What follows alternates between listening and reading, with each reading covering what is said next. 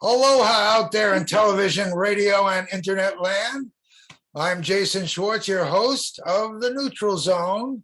It's anything but neutral, MauiNeutralZone.com. You can find us on Akaku Maui Community TV. You can find us 88.5 FM, the voice of Maui. You're on YouTube, or you can watch all these shows at MauiNeutralZone.com. Breathe. I have a beautiful guest today, beautiful in many ways. First of all, look at, let's see if I point, there we go, this way.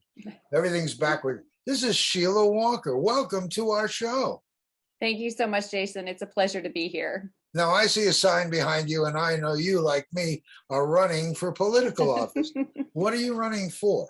Absolutely. I'm running for this Senate seat for District 6. Senate seat, District 6. Where is that area? What is that area? It is all of the west side, all of the south side, and a tiny little swath of Wailuku. So just a little itty bitty bit. So maybe you and I would call that the heart of the tourism coming in dollars of our island. You are sitting in the big money tourism area, right?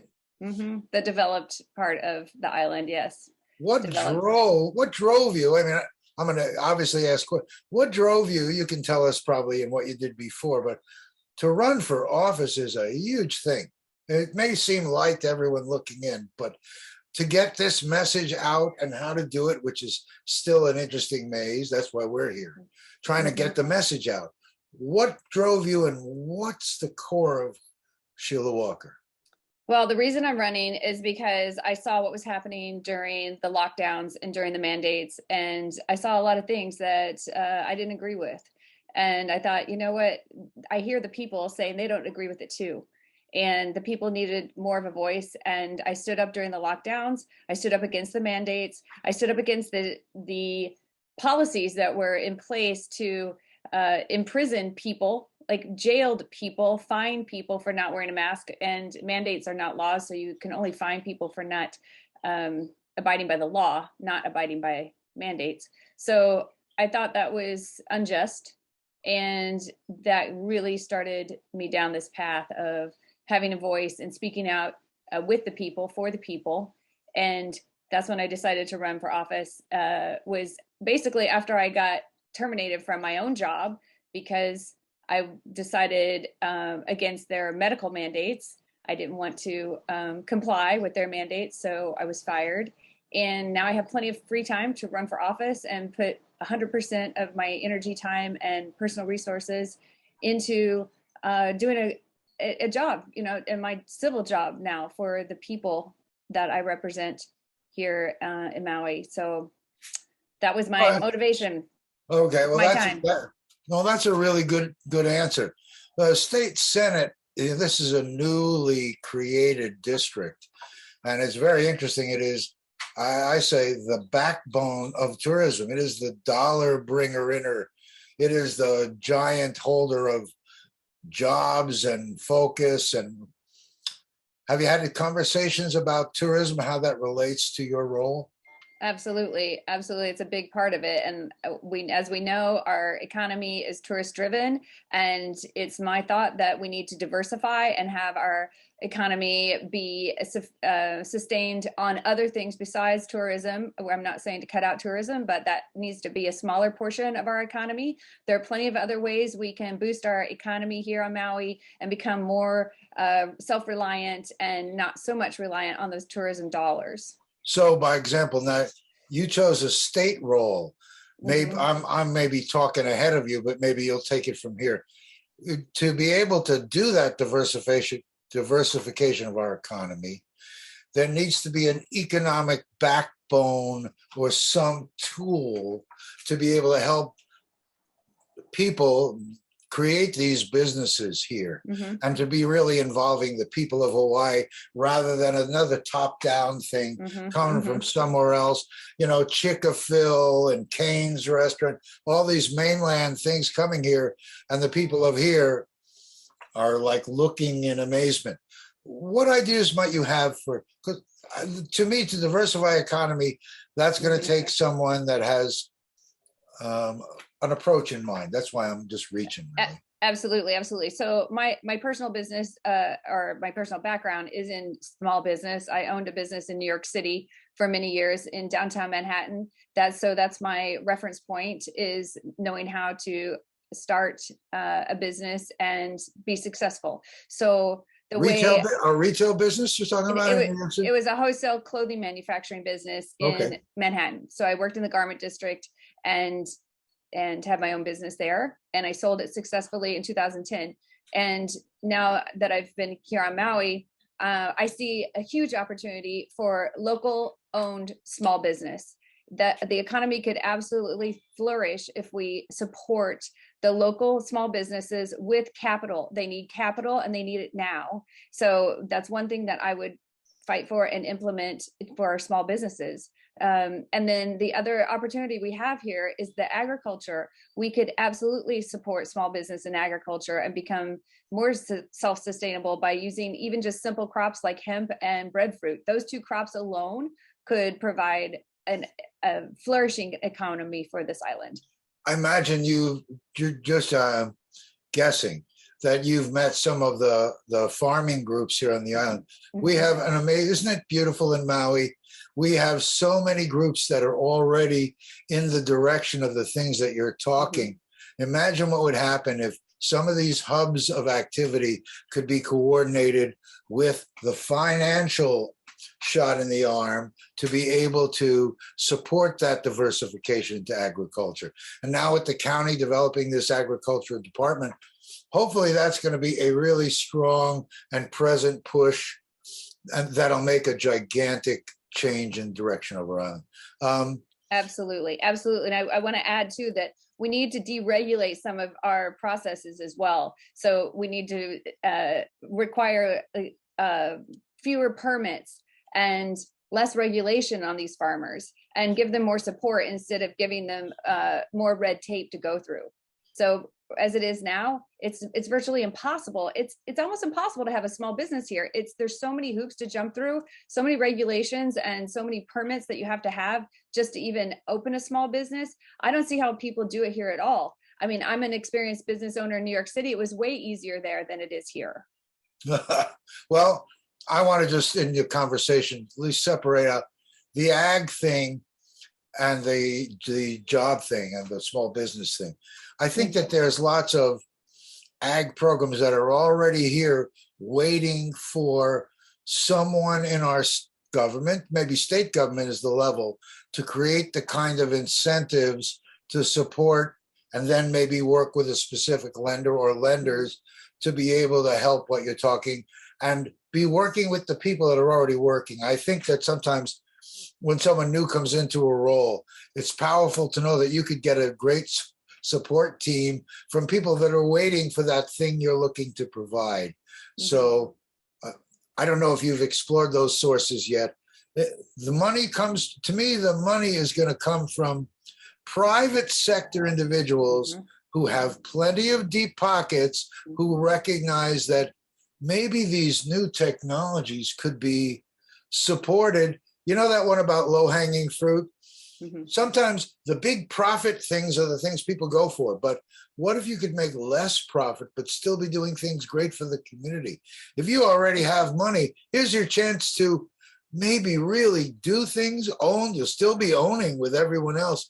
What a great possibility to things that weren't so economically so much profit, but really made sense.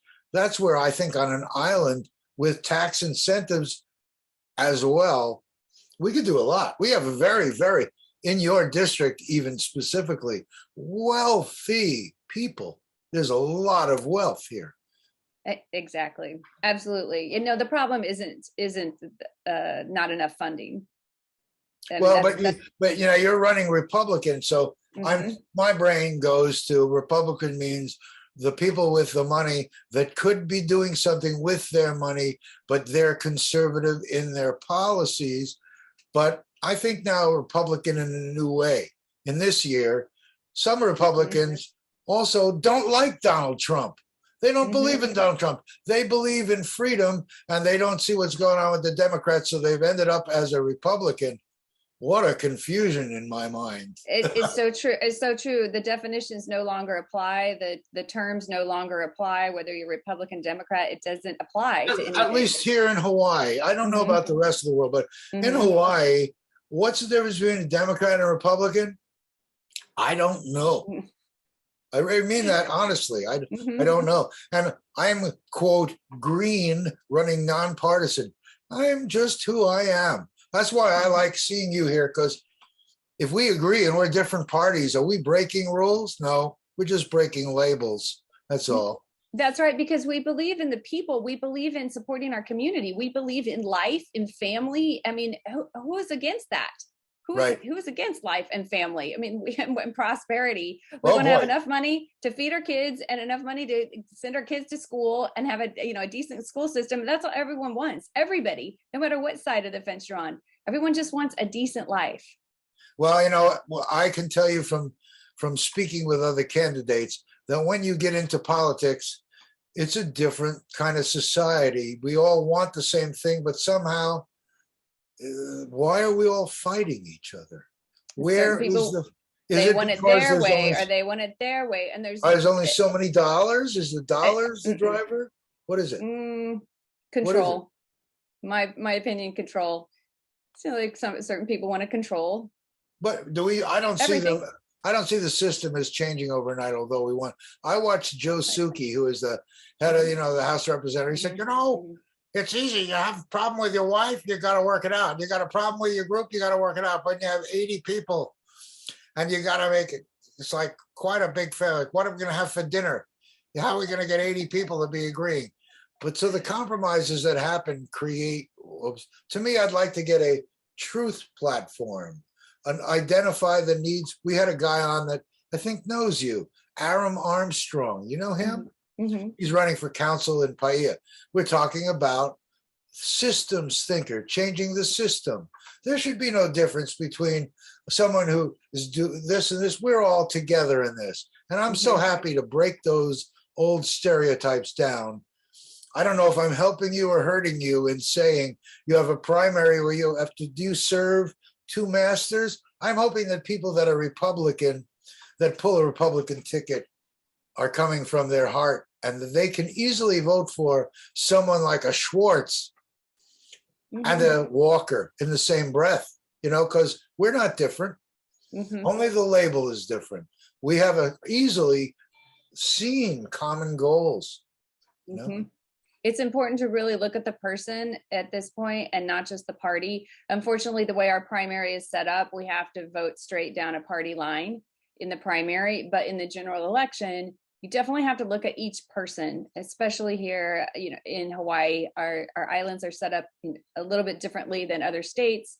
So we really need to look at the person and look what they stand for and support that specific person. And it's really big to say that because this is clearly recognized as a Democrat state, that we're the tail wagging the dog on the national elections because no one cares about too little electoral votes. Maybe it'll make a difference someday, but here locally, we don't have any differences. We have to all live on an island. You can't take our problems and throw them in the ocean. So I guess that's why I'm in a nonpartisan race, because the world recognized it is time to stop showing our differences and see who people are. But you live on a partisan race, but that's why I'm spending this time, because you not only have a primary, but people need to look at SheilaWalker for who and what she is as a person and drop that R and D stuff. Although R&D is, that's a different subject, but R&D as research.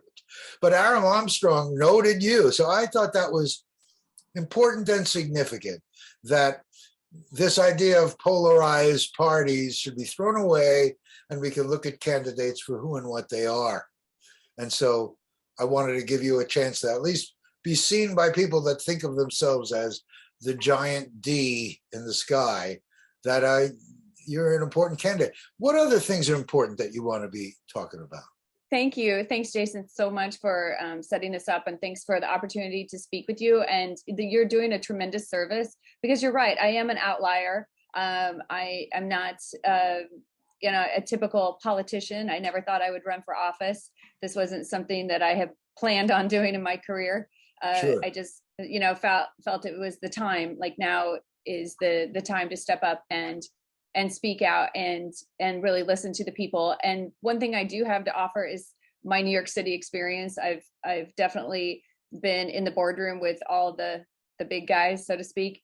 And I also understand how to live in the world of just everyday life. And I have a huge faith. I am Christian by faith, and I practice my faith, and I'm committed to that. So I can walk in both worlds of understanding what it means to live paycheck to paycheck. I know that many families here, I'll say, including myself, we're basically one paycheck away from living out of our cars in the park and on the beach, like so many people are doing right now. So I understand that world, as well as understanding how to operate in corporate environments, political arenas, in the boardroom, in meetings. So I understand how to negotiate, how to build those relationships, and hopefully I can bridge what the people want with our legislature and get them some results.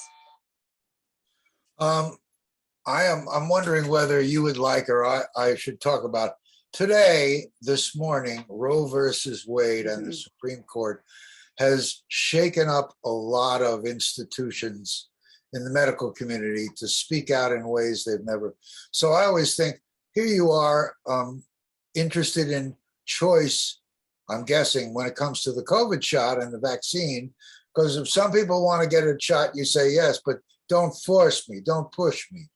But yet the subject of, when you say Christianity, I always am thinking, even if you didn't want an abortion, I'm hoping that a choice is still in your lips. Because to me, I'm sorry, that really upsets me that someone would want to stop someone from having a choice at all, with no exceptions. I just am very moved by this day. And I appreciate what you're saying too, and I appreciate your sensitivity to the subject matter, because it is a sensitive subject for a lot of people. And I do believe in bodily autonomy. So for me personally, I believe in that, but I am also a Christian, so I am pro-life, of course. Like that's my stance. But the problem with what's going on with in my opinion, of the Roe versus Wade situation is that it should be up to the states. So I would stand by the constitutional ruling that it's not up to the federal government to decide. Each state should have the right to decide how their state is going to operate. And so that was the question. It's not whether or not abortion is going to be legal or illegal. It's more about putting it in the state's hands where it belongs, instead of in the federal government's hands, because it doesn't belong there. Well, from your lips to God's ears, may everyone in their jurisdiction choose something that gives, in my humble opinion, a woman a choice on her own body. I just, excuse me if I'm using this as a platform. I have nothing to do with it, and I'm clearly not having a baby in my lifetime, unless I'll be I guess the second one was in the movies. You're talking about subjects that we all know and love, like getting money for small business, being a homebody, taking care of a family, honoring life. Other subjects, do you have any kids in the schools here? Have you had experience with that? No. Okay. No. Some candidates talk about masks in school. What other areas are triggering you, or that you feel you could help contribute to these So things? even though I don't have children in school, I am very adamant about freeing the children from those masks. I think it's a criminal act to keep them masked, and they need to be mask free. And the masks have been proven over and over to be ineffective against this, and children have been proven over and over to not really be affected by the COVID. So it is far time that we release the mask from our school systems. I agree with you. So let's get to the next subject, because I have nothing to do with that except my opinion. And everywhere in the country, they've gotten rid of them. And we're seeing a surge in COVID. But like we said, if we know that the masks are ineffective, and we know if you have COVID or shot or don't shot, we're starting to make it where if you have it, you get healed. We've taken away all those hard parts.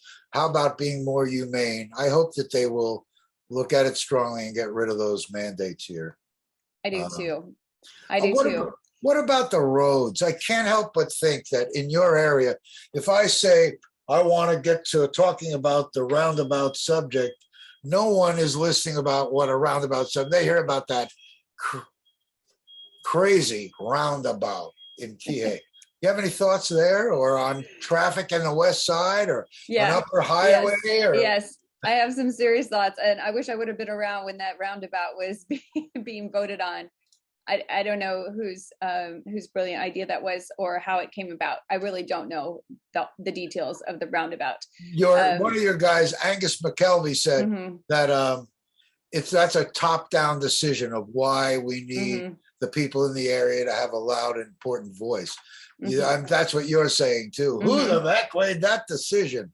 What is going on here? We're not, I feel like as just a common citizen, we're not aware of things until it's too late. And in order to dig and find all the information, it's a full-time job. It's a full-time career looking into all the bills that are being passed, all the dates that are set for different hearings, and showing up at, all the council meetings where you're asked to chime in on things. That it's a very full-time career. Most people are busy raising their families and working 2 jobs. They don't have time to be involved in all this stuff. So luckily at this point in my life, I'm at a stage where I have the time, the luxury of the time to really dig into everything and look at the details and read the piles and piles of paperwork that you have to read through in order to be effective in these areas. So number one, we absolutely must finish that bypass over in the west side. It's already been surveyed, it's ready, but the survey is now expired. So we'll have to resurvey it, spend millions more to have it resurveyed, but it was ready to go and it just didn't get complete because they ran out of money. So we need to finish the bypass and then submit the next project, which will be the area on the beach where the waves come over the highway there. So we need to fix that area, but that's secondary. We need to finish it first and then go back to that instead of the other way around, because now the proposal is to fix that for the wave portion over the highway before they finish the other part that's already been surveyed. So that's number one over on the west side. And as far as roads, number two, the extension from Lapoa up to Haile absolutely needs to be created. That's been on the books for over 10 years, 15 years. Nothing's been done about it. It would be the perfect way to clean up some of the traffic around the high school, because you'd have a back exit from the high school. And it's also imperative that we have a second exit from this resort area in Kihei because of fire hazards. Fire, hurricane, natural disaster. We've got to be able to get out of this area quicker. And the way it is now, this whole area would be in a huge traffic jam if there was ever a tsunami or a hurricane or a fire. So we need another exit from Kihei. Here we reach that same place. It's called, how do you spend $1 7 ways? It's like choosing who is the priority. What you just said, how could anyone deny the priority of a fire escape route, a back route behind the high school? We're not. So it comes down to money, which gets back to creative ways. How are we going to create incentives for the people that own the land? Is that what we have to do, to have them donate the land and them? Because the county spends, like you talk about surveys, millions of dollars in planning, and then they don't get the money to be able to execute something. So I'm looking for interested and creative private sector investors who understand the ideas of I want to say equity sharing. I know it from real estate, but I guess it goes with any kind of business operation. There's so much money that could invest in some of these solutions, knowing they won't make a killing, but they already have zillions of dollars. How much more could be done to actualize some of these things that you're talking about? That's hopefully what a private sector person like you, like I say, I'm picking on you because the people with the money They have the money. We have the money here to do it. They have to realize their responsibility to getting things done that won't happen unless their money is involved. Private money is involved. And more ownership, okay, you'll own more for longer and your bank statements will look greater. But we'll move these things that we need here. I know I'm sounding radical, but my radical is really saying, let's put all of our community together, working together. Republicans and conservatives probably would like the fact that they can help a problem that might be considered liberal in their thinking, and they still can make their profits, and they still holistically have found a role. Tax credits can be created to give them advantages that work for them, that get things done without having to ask the government, who's still, they're pulling at their hair because they're still trying to figure out how to get away from these alligators they landed in when they took this seat. You get in the seat and you go, oh no, I have to build the road at the waterway. Now I'm in charge. Now what do I do? And I'm bringing this up, having fun with it, but I really think it's incumbent upon our people to realize they're the solution. The ones that have money, their money. They're not going to give up control, but they can do things to manifest. How are we going to get an upper road when there's no money? And they've taken it off there. Like you said, there are 3,000 bills get reduced to 300 at the state level. You're so busy trying to figure out which way is up. How do you figure about this new thing? I say it's by stimulating the private sector and giving them a direction and incentive to put up those big bucks. I really believe. So I'm doing this really, this is a pitch not only for our public, but for the people in our public who will sense that their part in this is huge and greatly appreciated and respected. Money has a place in politics. Where is it? To my way of thinking, by helping outside of politics, not by putting money to promote people without any ideas. You can take control in the private sector and manifest great solutions, not by asking somebody else to do it. The Democrats, you speak about Democrat, Republican. I'm supposedly green, but you're hearing my talking. I'm a wild person. I think the people need to take the responsibility. If you're going to take away mandates, that means people have to be responsible themselves. Because if they aren't, that take away the mandates doesn't work. And a guy like Victorino would be right in putting mandates because no one's taking responsibility. So it's like, how do you put all that together in a community? And you can have a mandate, Jason, but you just can't enforce it with our law enforcement. You can't enforce it with the police department. That's the illegal part. Oh, well, yes, so, I'm saying I know, but that's the part that I'm opposed to. I mean, mandates, okay, put a mandate in place if it's necessary, that's fine. But you can't enforce it. You can't arrest people for not complying because that part is illegal. I appreciate that. And I hope you can see in what I'm talking here. Yeah, absolutely. I'm really talking about, I want to call it fun. Yeah. Politics isn't fun, but we can look at it without having that killer instinct that seems to go along with the idea of politics. When the public, we have the control, public, it's us. Exactly. Exactly. So I'm just going to throw this out there too. A lot of states fund their roadways by toll roads. So that upcountry highway from Lipoa to Haile could be a toll road. I mean, conceivably, everyone could have the little sticker in their dashboard and it's whatever, 10 cents to drive on that highway.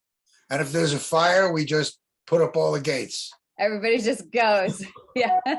It's free. Anyway, that one needs a little. It could be free on Fridays. I was going to say that one needs a little massage, you know. Yeah, but that's, if you look at other states, you know, just looking at other communities as a model, they do it all the time. Remember that preferred lane stuff that you see? Yeah, you can give it based on all kinds of ways. Yeah. That's a little tricky. What are we going to do about teleporting that roundabout to some other community? What are we going to do? Have any idea how we're going to do it? Well, this is what's going to happen, in my opinion. Okay, I'm just throwing this out there. We'll see how many deaths occur. I mean, and then once whatever the threshold is, how many people are going to have to die? 10, 20, I don't know. When people start dying because they run over kids or someone's in, a multi-car pileup, that's when they'll change it. Well, change it. So that's But why I not guess until we're not designers here, but I'm very concerned. I'm glad to hear that people won't open the highway for the kids until they have another route other than somehow dealing with that highway. Mm-hmm. Really crazy. A back exit that the students have to use. How are we going to solve some of these problems? Like, I mean, I'm asking, everyone that gets in office, the public says, okay, you're now in office. What are you going to do about it? Now that you're in office, what are you going to do about it? You were in office. You're supposed to. You're supposed to. I'm trying to break that myth down. We're not looking for someone that gets in that has all the answers. That would be nice, but we're not going to fool ourselves. But we should have someone who's open to listening and working with others. Mm-hmm. How's that go on your scale? I agree with you. And this is what I try to explain to people. They're like, well, you're not experienced. You don't know what's going on. You haven't lived here your whole life. And that's true. I don't know the policies, but you know what? I can get up to speed on the policy because that's just research. What you can't research or replace is integrity, honesty, morals, the things that I have inherently. That's what I have to offer, is that, you'll be able to trust me. I will do the right thing and I'll stand up for the people. That has nothing to do with, the policies. I'll look over the policies, but I'm going to do what's right by the people. And you can trust that in me. So that's what I have to say about it. From where I'm sitting, I see a W and an ER. That could easily be winner. Oh, see that, right? You're a winner. I am a winner. Winner Walker. Thank you. And I think it's smart to put new people in office all the time. I understand the argument that, people who've been in for 15 years, say, have a lot of experience and they have a lot of connections. They have a lot of contacts. They also have their ingrained preferred people that they work with. They also have their way of going about things. And, every once in a while, it's good to shake things up, have a little fresh perspective, have some new ideas pop in.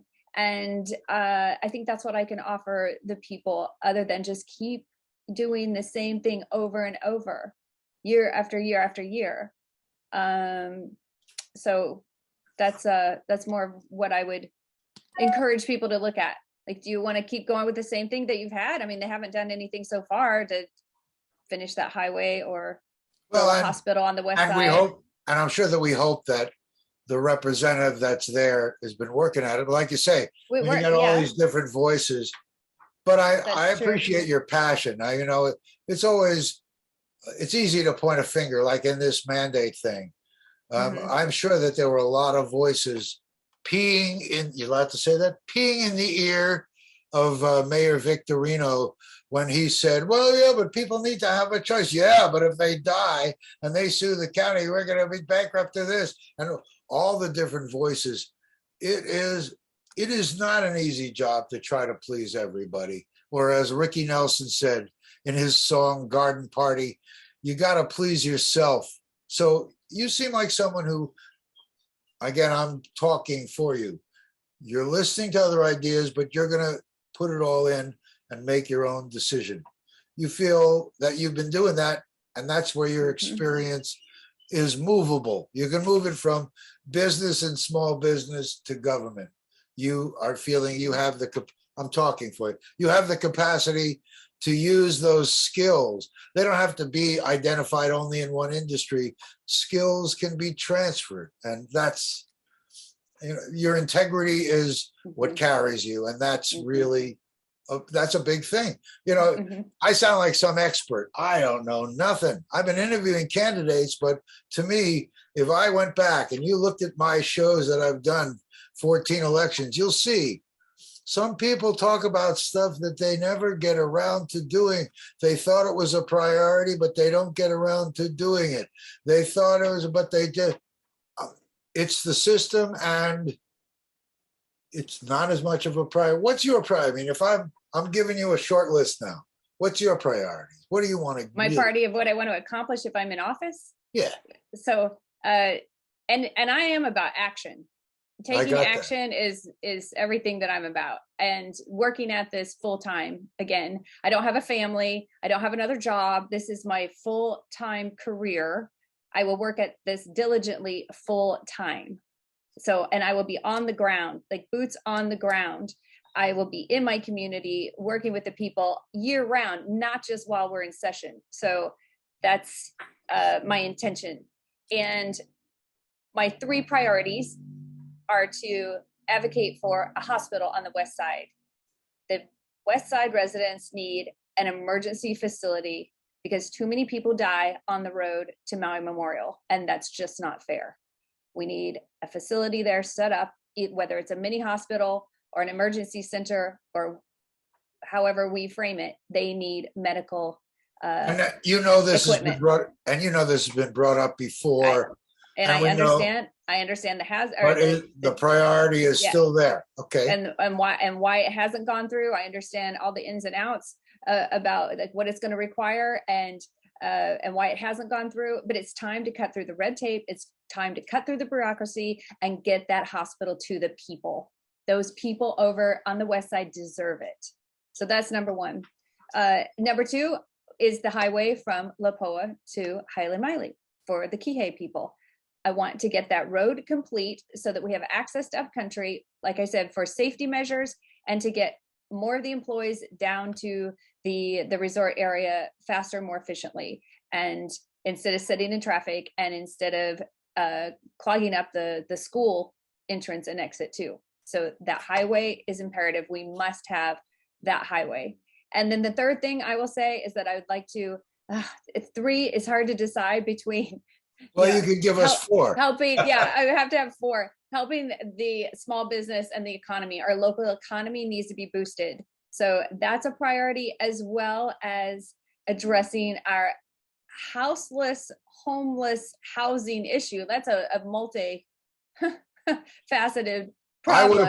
I would have put that at number 1 before we have a highway. We got, but see, they're all, it's a tiny percent lower than, that is a priority, like tiny percent. All of these things are immediate crisis needs. We are in crisis mode in all of these areas. I agree with you, because I call it an emergency mode. It is.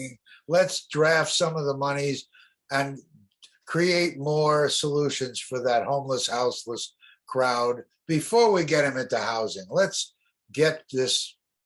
And we can enact the law that's already on the books to send them back to their home state. The law, if we can contact their relatives, we will pay, our state of Hawaii will pay 50% of their ride back home if their relatives will agree to pay the other 50%. Well, not all of them are from somewhere else. So sure. So the ones here we need to take care of.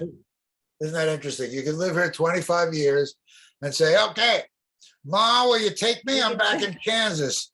And we ship off someone who's been here 25. It's possible.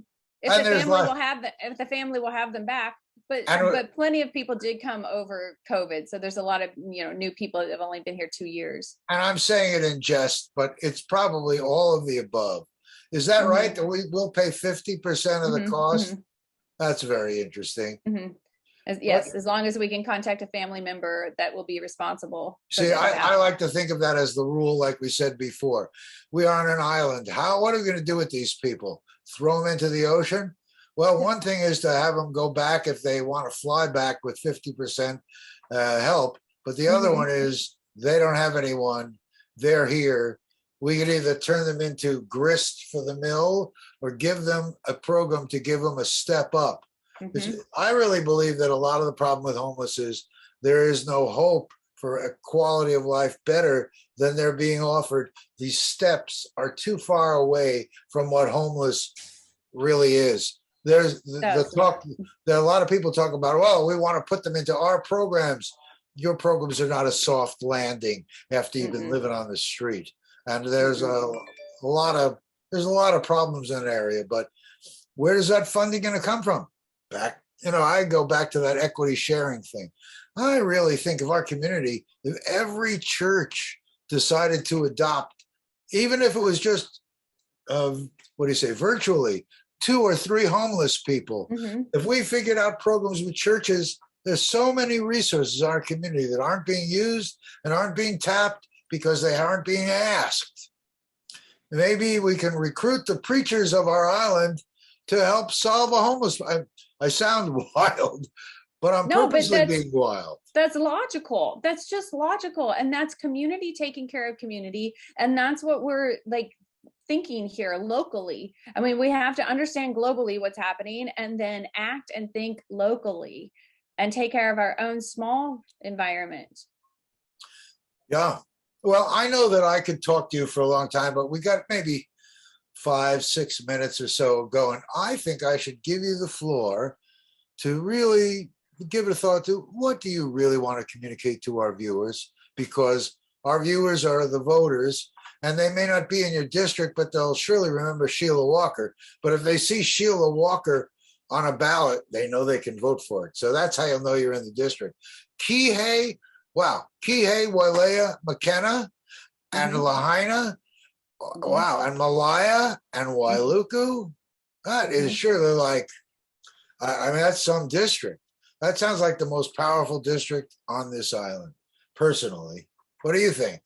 Well, it definitely has a lot of the power, a lot of the money, all the resorts. So it is a big responsibility, and it's a big area, and I'm up for it. I'm willing to participate and be part of this, and I'm digging my heels in here, and I'm not going to let go until we get this island turned around, we get some of the corruption out of office, and we make some changes in the right direction for the people here.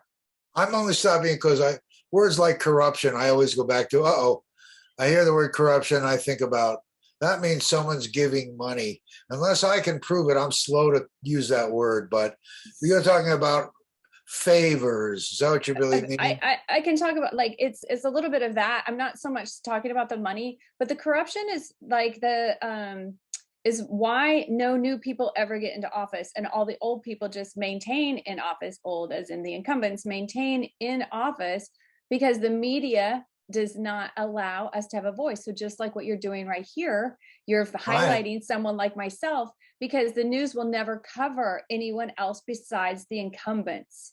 And that is corruption. I don't know if when I actually sat with a news guy yesterday on the phone, right? Because I'm like looking for a clue, how to get a story out. How many candidates do interviews of other candidates? That's worthy of a bit of a line on the news. Nothing, no coverage at all. Why is that? And he said, well, the way candidates normally come about is they get involved on an issue or two, and then they go to community meetings and they have forums and they're seen. But to me, all those things are all window dressing in the sense that you can have ideas and bring them. You don't have to spend all that time to try to become a candidate. And here you are. Your ideas should be listened to. You can be able to, if you were out at those public forums, you only get a couple of minutes to tell your ideas, whether it's as a candidate or whether it's those forums. You don't have enough time to dig in. And so to me, that's what this stuff does. Who would know who SheilaWalker is unless we had 45 minutes or an hour that we actually spent time? We got over the hot 3 and the hot 4, and we want to see what kind of woman this is, what kind of person that's going to be sitting there to be able to make the votes and make new things happen once she figures out the system, which will happen pretty quick because you do have aptitude. But who is going to vote? That's why I say these are important, because I want to know who the candidate is. Even if I don't agree with them, do I want to be able to talk to them, to be able to share with them and maybe have them understand my position? See, that to me is the most important part of politics, that the people don't really get up close, because the media has its own thing. They're worried about how they're going to sell papers based on issues and things that are right now. But all us newcomers, where are we seen? It is amazing that I've had to do this all these years. It is a burden to have to go out and do these interviews where none of the candidates, everyone wants something for nothing, but they should be paid for by the public There should be some funds to get the candidates known before the primary. Most important, we have almost nothing. Almost nothing. It's true. And it's a shame that most outlets will say, well, we'll interview you after the primary. If you make it through the primary, that's when we'll like give you some exposure. And that's just absolutely sad. And the other candidates that perhaps do get write-ups in the paper are also big advertisers. And that's a little bit of a sad situation as well. So if you already happen to be a big advertiser in the newspaper and you want to run for office, I would say go for it, because you'll get a lot of coverage if you've been buying ads. So, I mean, it's just the way, it is kind of just the way it is. That's the establishment. I was talking at the Earth Day. You were at Earth Day this time? Yes, yes. There was a newspaper there, and few people said, Jason, you should speak to this guy. We told him about you. And I went and talked to him, and I mentioned that I don't have a lot of money for the campaign. Literally in the middle of the sentence, he said, then I shouldn't be talking to you, and walked off. That's it. Isn't that sad? It's sad. horrifying. It's horrifying. So this is why we have lousy people in office. It's because you either have to be independently wealthy and you'll get in because you can afford it, or you're a literal, like, I mean, I hate nothing against used car salesmen, but you have to be like a slimy salesperson and beg for money, grovel for money to support your campaign to get into office. So normal, by the way, used car people. I'm stopping used car salesmen. You guys aren't slimy. They're doing a great job of using it as an That's a stereotype. It's a fun one, but not if you're a used car salesman. But but you're right. It's like it's impossible, because no wonder normal, good-hearted people don't want to get involved in this, because it's a swamp. It is a swamp. It's a nasty, horrible thing to do.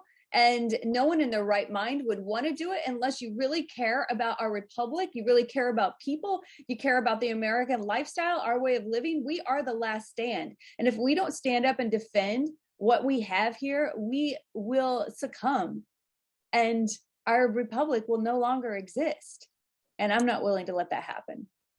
Well, that is the kind of passion that our political system needs. Sheila, I don't know what will happen afterwards. I hope we both prevail here on August 13th, and that people recognize our contributions in a way that will serve us. And then if we go on to November, may you prevail there. And I know that our community is richer from these conversations, whether we win elections or not. If we will digest the wealth in our community of people that stand up like you, we're going to be a better place for it. So thank you for being here with me. I really my pleasure. It's my pleasure. I appreciate you as well, Jason. Thank you. Thank you. And if you have any friends that are candidates, tell them I'm only doing this for a little while longer. Then I'm stopping and getting to the next phase, which the public will like, because I call that spectacle phase. We'll see what that looks like, but maybe we'll be riding down the street naked on horses, just so you'll look at our website. You got to find the people. Take a look at these interviews. Go look at the candidates. Don't just buy someone else's stock opinions of who you should vote for. Dig in a little bit. It is your life. God, I have no idea. I have no opinions, do I? Sheila, thank you very much. I wish you the very best here very soon. Thank you. And everyone out there in TV, radio, and internet land, you can watch this again at MauiNeutralZone.com, or look up SheilaWalker, Jason Schwartz, Maui on Google, and you will find it. You'll see all kinds of stuff. We are so happy to be part of this system, and you are part of this system. We need you to vote, and we need you to look and be aware, because now more than ever, your participation is needed. Blessings all. Thank you, Sheila. Be well. Thank you. Take care, everyone. Aloha.